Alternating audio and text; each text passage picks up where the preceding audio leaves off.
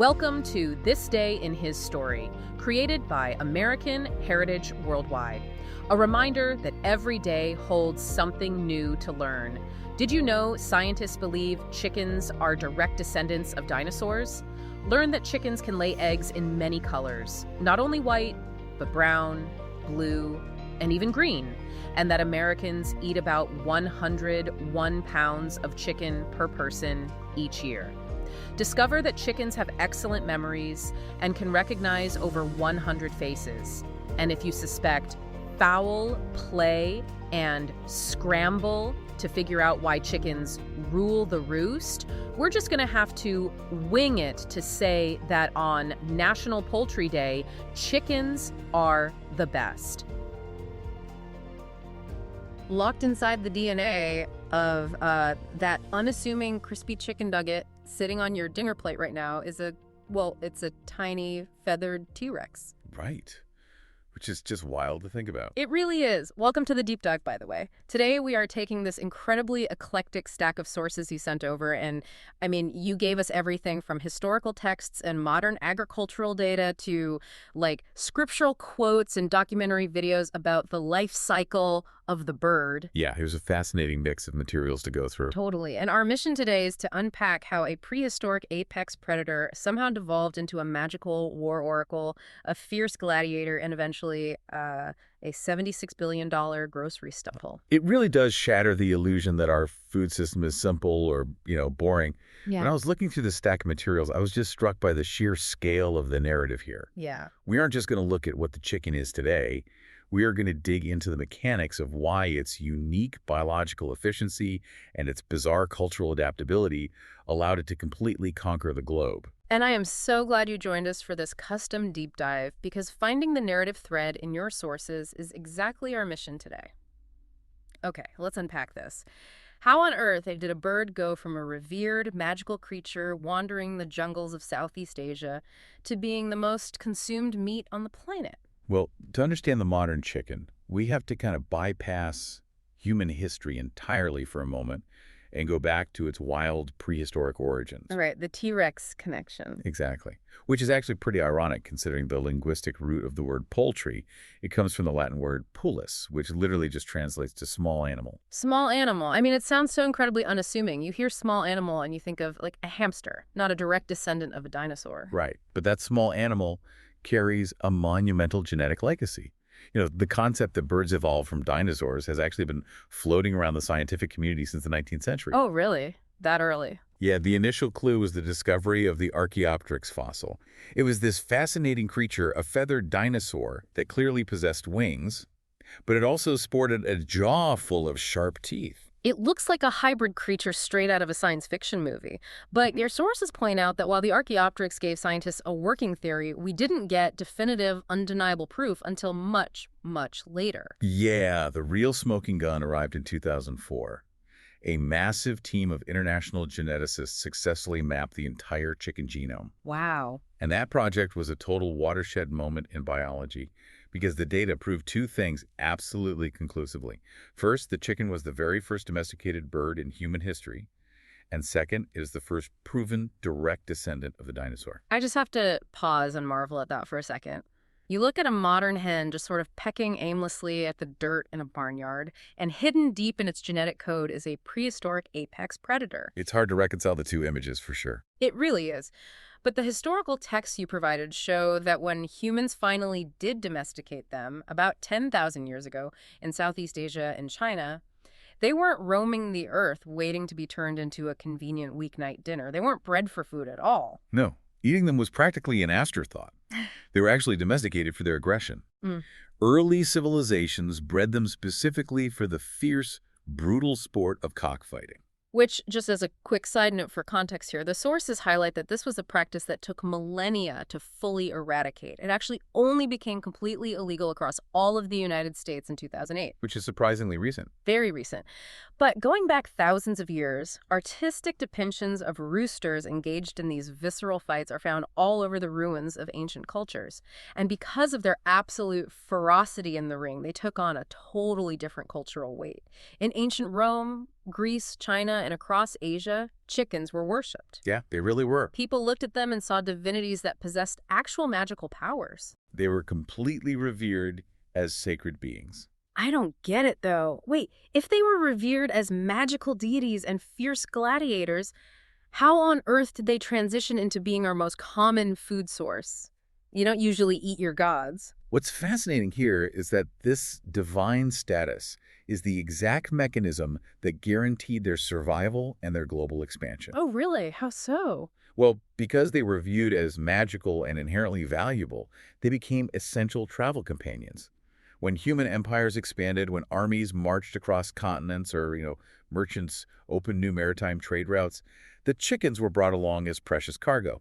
Oh, wow. Their sacred status was essentially the ultimate passport. That reframes the whole migration story. They didn't spread because they were a good snack. They spread because they were considered essential spiritual technology. Exactly. And because early civilizations viewed them as magical, they started building these astonishing, superstitious practices around them long before the concept of a modern farm ever even existed. The Romans provide a perfect illustration of this, actually. They institutionalized the chicken's perceived magical properties into the highest levels of government. The Roman military strategy. Yes, when I read this in the sources, it completely blew my mind. Roman generals would literally march flocks of chickens to the front lines of a war zone to use them as oracles. Yep. Before making a tactical decision to engage the enemy, they would present grain to the birds and interpret their behavior. If the chickens had a good appetite and ate eagerly, the generals took it as a divine omen that victory was assured. And if they didn't eat? If the birds refused to eat, it meant certain defeat and they would delay the battle. So they functioned as military advisors with feathers. Yeah. I mean, the fate of entire legions rested on the digestive mood of a poultry flock. It's just wild. It is.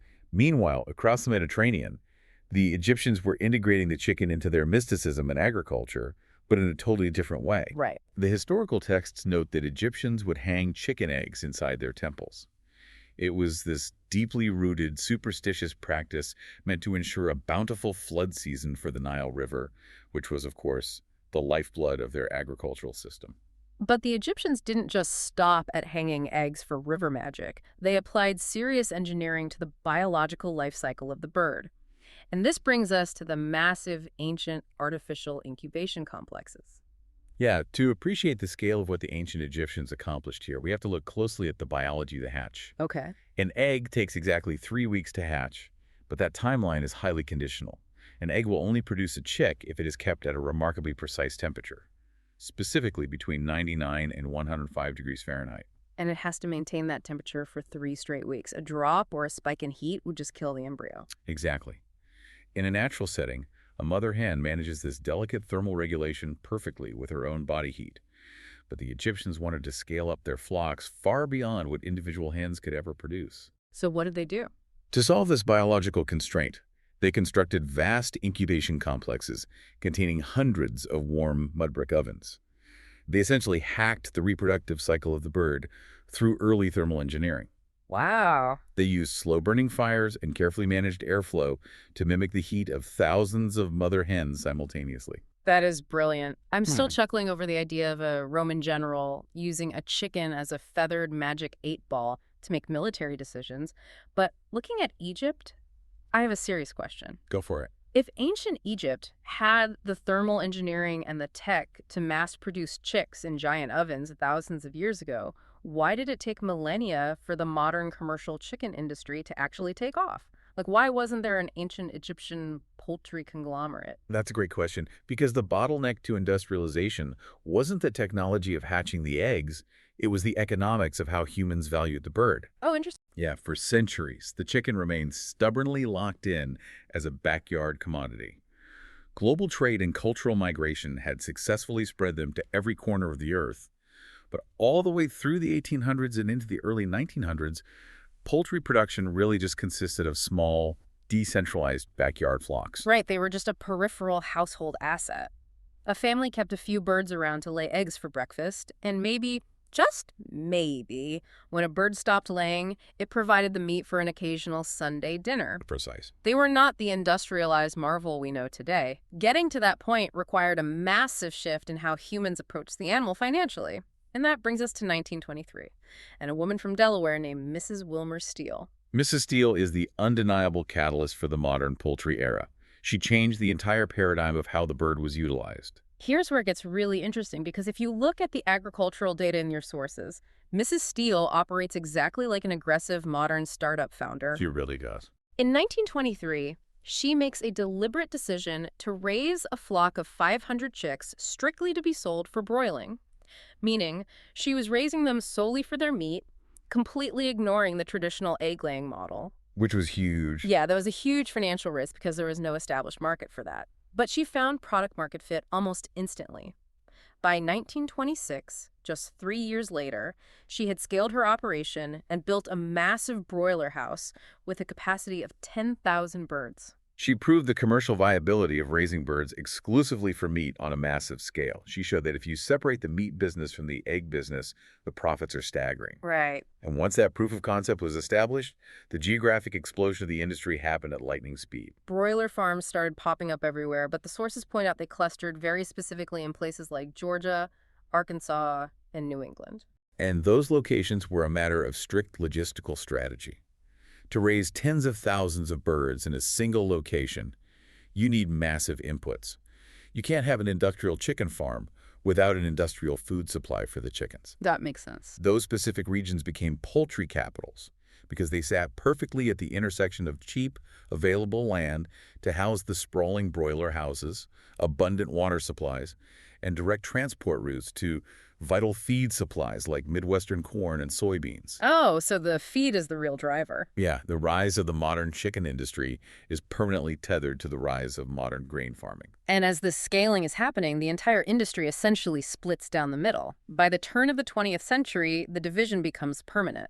You have breeder farms, which were engineered specifically to produce eggs, and broiler farms, where the genetics and the feeding programs were tailored entirely for meat production. And that intense specialization is the hallmark of modern industrialization. Yeah.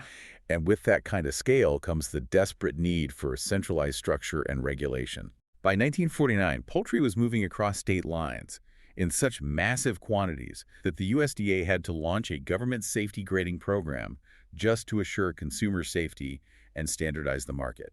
And the organizational side just kept growing. By 1954, the industry had enough lobbying power to establish the National Broiler Council, which we now know today as the National Chicken Council. Yeah. And the egg side of the house eventually followed suit, transitioning in the 1960s from those small homegrown flocks into massive, large-scale commercial production facilities. But I keep looking at Mrs. Steele scaling from 500 units to 10,000 units in 3 years. It's an incredible jump. But scaling that fast requires insane biological efficiency. Why chicken over beef or pork?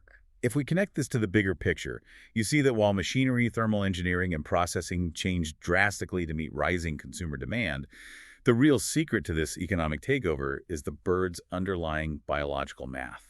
Biological math. I like that phrase. Fundamentally, the chicken is an extraordinarily efficient machine for converting potential energy into edible protein. The numbers in the sources break that down, and the contrast is wild. Yeah. It takes less than 2 pounds of feed to produce 1 pound of chicken. Let's compare that biological math to cattle to really see why the chicken won the economic war.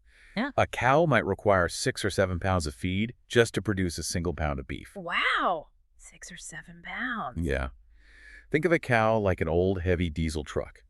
It requires a massive amount of fuel just to keep its large bodily engine running, maintaining its heat and moving its bulk around before it produces any surplus energy for growth. Okay, and the chicken. A chicken, on the other hand, is like a highly tuned, lightweight electric scooter. Because of its fast metabolism and selective breeding, almost every ounce of energy it consumes from that corn and soybean feed is converted directly into physical growth. That biological math completely reshaped the modern grocery store. Because they are so cheap to feed and fast to grow, the price drops at the consumer level, and the consumer obviously responded. In the 1990s, chicken consumption actually surpassed beef. It did. Today, the statistics from your sources are just jaw-dropping. It is estimated that the average American eats 101 pounds of chicken every single year. The egg statistics are equally staggering. Yeah. The nation consumes roughly 109.5 million dozen eggs annually. Wait, 109.5 million dozen? Million dozen. Yes. Those kinds of consumption numbers create an economic footprint with an incredible gravity. We are looking at an industry where sales exceed $76 billion every year. Which is just massive. It provides jobs for over 400,000 people across a vast supply chain of farming, trucking, and processing. And today, about 25,000 family farmers hold production contracts to raise these birds for the major poultry companies. It is a $76 billion economic juggernaut, but there is a fascinating irony happening right now. Oh. Because of that sweeping 20th century industrial boom, the chicken basically became an invisible commodity to the average person, something you only ever see shrink-wrapped in a supermarket cooler. Right. Yet simultaneously, we are currently experiencing a widespread return to the chicken's ancient backyard roots. The backyard renaissance. It is such a funny plot twist to this story. Despite all this hyper-industrialization, everyday people are bringing flocks back to the very suburban backyards where they used to live 100 years ago. Yeah, they really are. And the documentaries you provided point out some really practical reasons why. Aside from the obvious fresh eggs, they actually make wonderful, highly interactive pets. They naturally aerate and fertilize your garden while keeping it completely insect-free. Which is super helpful for home gardeners. Plus, and I had absolutely no idea about this, they are incredibly ruthless mousers. People are reporting that a flock of chickens is often better at catching and eliminating mice than a barn cat. Which brings us right back to that 2004 genome map and the tiny feathered T-Rex DNA. A chicken pecking at the grass might look harmless, but they are still highly alert, visually driven predators at heart. I cannot get the image out of my head of a fluffy backyard hen successfully out hunting a cat. But beyond being a surprisingly fierce pest control pet, the chicken's cultural legacy has always resonated deeply with us on an emotional level, too. Very true.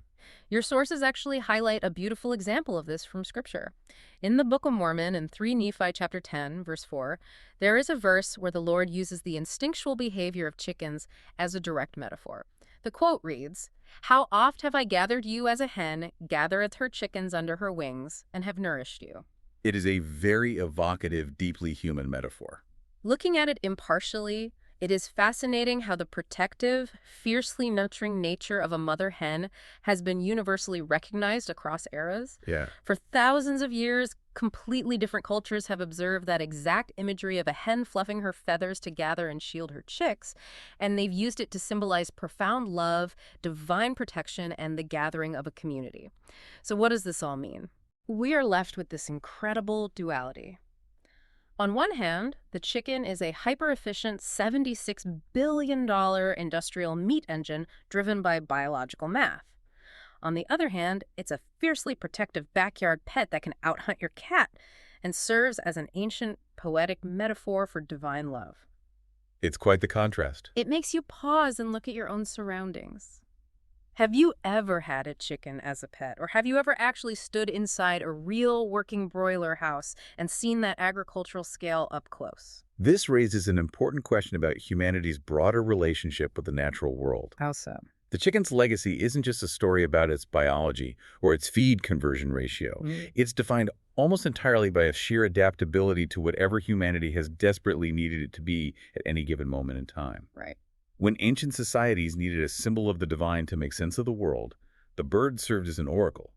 When they craved entertainment and a fierce competitor, it was a gladiator. When the modern world faced a booming population and needed a scalable, cheap protein source, it biologically adapted into an industrial engine. Its survival and expansion are intrinsically, permanently linked to our own societal evolution. We promised at the top of the show to unpack the narrative thread hiding inside this incredible stack of sources you provided, and just look at the sprawling journey we've been on. It's been wild. We started by looking at a feathered dinosaur roaming the earth millions of years ago. We watched that creature become a sacred gladiator in ancient Asia, saw it act as a feathered war oracle dictating strategy for Roman generals, and marveled at the thermal engineering of ancient Egyptian mud brick ovens. Yep. Then we watched the bird shrink down to a simple, decentralized backyard egg layer, only to explode, thanks to the startup mentality of Mrs. Steele in 1923, into a $76 billion industry built on the biological math of cheap feed and fast growth. It is arguably the most remarkable evolutionary and economic trajectory of any animal on the planet. Now, I have to joke. While this custom deep dive answers a whole lot of questions about history, ancient thermal engineering, and modern supply chains, it still doesn't quite answer the ultimate philosophical classic. Which came first, the chicken or the egg? I suppose that specific paradox will remain a mystery for now, but I will leave you with this final thought-provoking idea entirely built on the scientific facts we've uncovered today. Okay, let's hear it. We know definitively from the 2004 Genome Mapping Project that chickens are the direct living descendants of dinosaurs. We also know that they are the most biologically adaptable, efficient meat-producing engines on Earth, capable of converting less than 2 pounds of feed into a pound of protein. Right. As science looks to the future of agriculture and our global need for sustainable, climate-friendly food grows ever more urgent, what hidden ancient traits locked deep inside that T-Rex DNA might geneticists unlock next? Oh, man. Could the hyper-efficient chicken of the future eventually be engineered to look and act a little more like its prehistoric past? Yeah, that is a wild image that will definitely stick with me the next time I look down at a plate of spicy wings.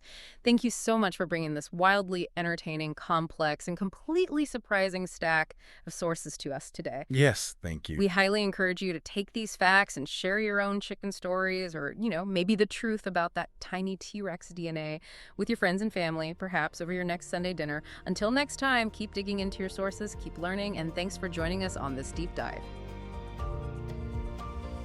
Thank you for joining us for this day in His story. May the lessons of yesterday inspire you to see God's hand today and to play your part in His story now. For more faith-based learning, visit ahsworldwide.org, the homeschool for faith and family.